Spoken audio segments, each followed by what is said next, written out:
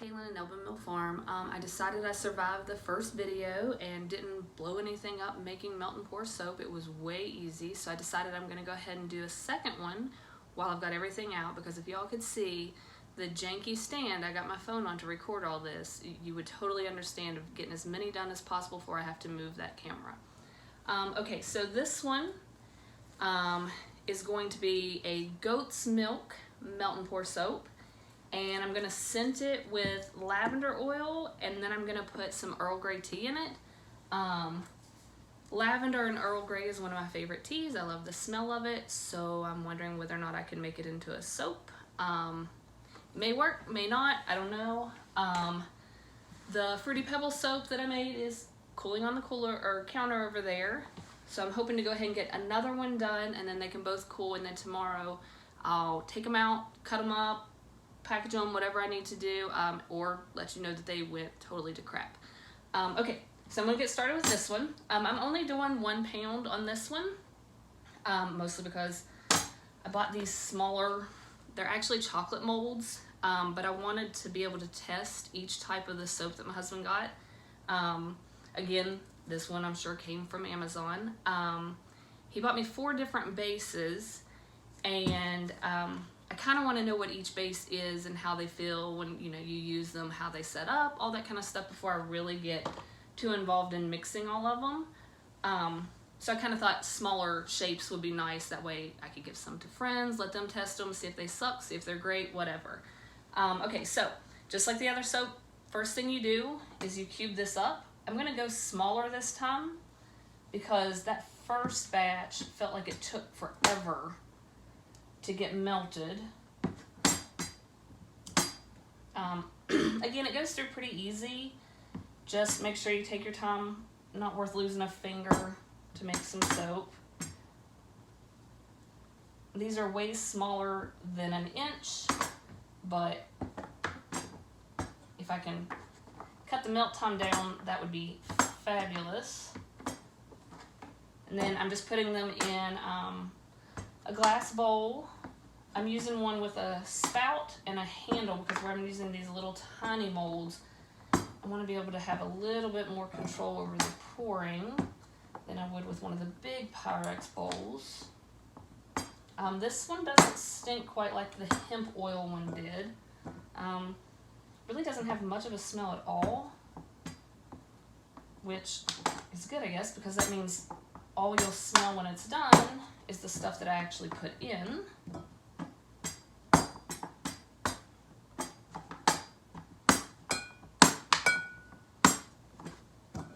Okay, and again, this says to microwave for 30 seconds at a time, stirring each 30 seconds. There they are all in the bowl. I'm gonna put them in the microwave. Hit 30 seconds. The last batch I did actually ended up taking 5 minutes worth of 30-second intervals. I'm hoping by doing the smaller cubes it won't take quite so long. And this one's only 1 pound, the other one was 2 pounds. While that's melting, these are Wilton chocolate molds. They're silicone. I'm assuming it's going to be no different than the big silicone mold. Could be worse. I don't know. Got it at Walmart. I think they were $3.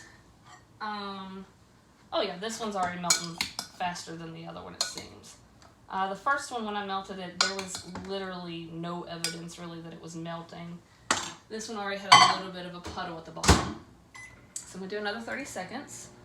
But like I said, I got these at Walmart.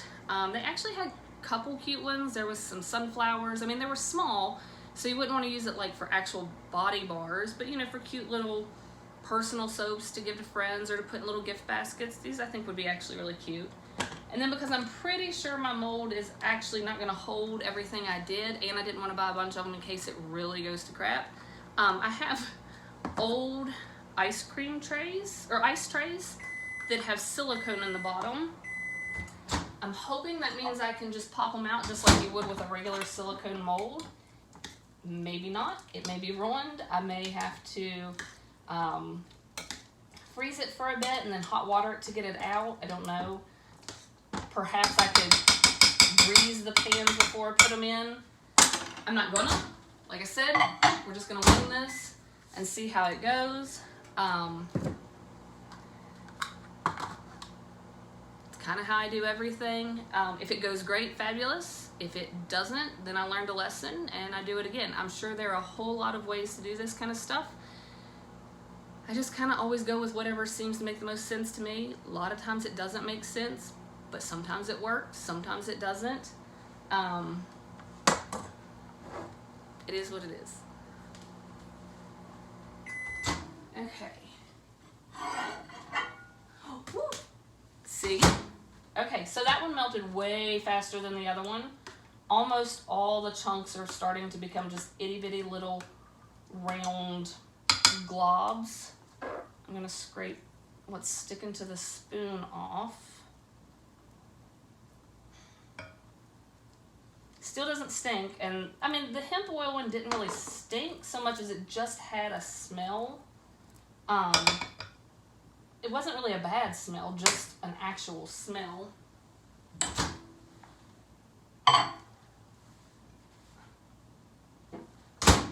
On a plus note, with it being soap, when I go to clean it up, my floor is actually going to be clean, so.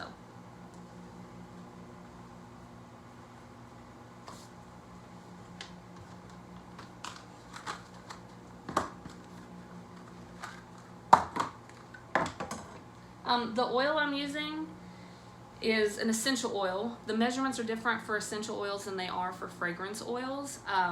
This one, for the recipe I found, it said to use a half a tablespoon. I don't have half a tablespoon in there. That bottle is almost empty. But I also want it to have the Earl Grey smell, so I'm hoping that with only using what's in there and then adding in the Earl Grey tea, I'm hoping that it'll have both smells. May not. They also said that when you're adding things like tea and herbs, that some of them lose their color, some of them bleed into the bar, some of them work, some of them don't. I couldn't find anything that said whether or not Earl Grey specifically would work, but we're gonna try it. Okay, so it's all melted. I'm gonna show you and hopefully not spill any more. It just kind of looks like milk.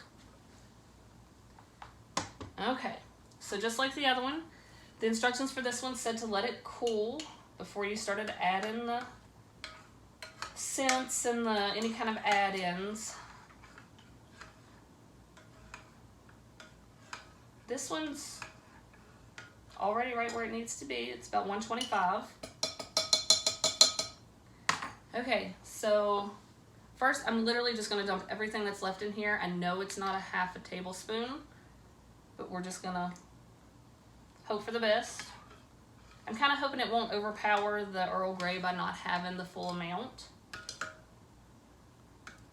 Okay, and then the instructions for adding things like coffee or herbs or that kind of thing said to add 1 teaspoon the first go round and stir it in and see what you think. And I'm just using a tin that somebody gave me of Earl Grey. I've always saved it saying I was going to start making my own goat milk soap someday, and was always going to put this in it just because I love the way it smells. Okay, so 1 teaspoon really, I mean, it's okay, but I think I'm going to add, I don't know if you can see, I think I'm going to add another teaspoon just to hopefully really get that smell. Because I can definitely smell the lavender. Not so much on the Earl Grey yet. Let's see. I can kind of smell it. We're going to go with it because when tea heats up, it kind of gets a little more fragrant. So I'm hoping that as it sits here and does its thing, maybe it'll get a little stronger. I'm going to put the lid on the tea. That way I don't spill it everywhere. Okay. So I'm going to start with my little honey chocolate mold.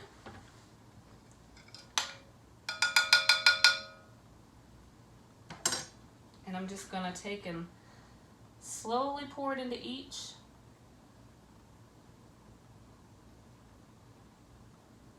The handle and spout definitely make this easier than the big giant bowl would have been. And actually, I may not have to use too much of the ice cube trays because this is actually filling up pretty good.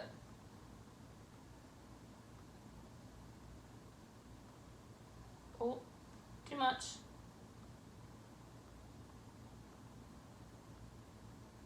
Okay, so now I'm just gonna scoot that aside. It's gonna go everywhere, but okay, I'm gonna use the one that's not broken, just because it's easier to hold. And I'm not gonna fill them up all the way. I'm just gonna fill the little silicone part at the bottom. Hopefully that'll make them easier to get out. I don't know. I do know my soap is starting to actually already cool in the container. And I'm getting a gross looking film on it as I go. Okay. Almost out.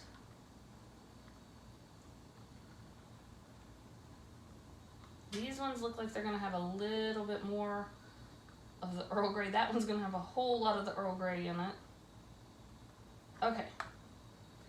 So those are filled. Now, just like the Fruity Pebbles melt and pour, they just have to cool, harden up, and then they're ready to use because it's melt and pour, so all that last stuff has already had its chance to cure, and so you can go straight into using these as soon as they're cool and hardened.